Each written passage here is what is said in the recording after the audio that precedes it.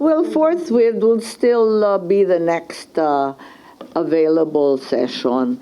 Sa totoo lang, 2 taon naman naririnig na natin yung impeachment diyan sa Kongreso, October 2023, nung umusbong yung usapin tungkol sa impeachment.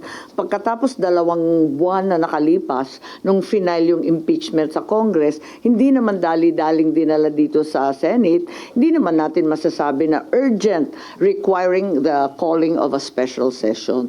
Personally, sa akin lang, I believe that the doctrine of separation of powers among the 3 great branches of government grants the Senate a great degree of discretion in handling impeachment trials, including whether the proceedings can begin during the recess or not. Sinusuportahan ni Senador Amy Marcos ang posisyon ni Senate President Francis Chis Escudero na isagawa na sa 20th Congress ang impeachment trial laban kay Vice President Sara Duterte.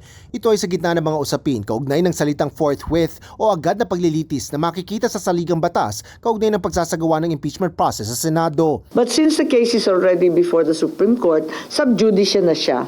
At syempre, igagalang natin anumang hatol ng ating Korte Suprema.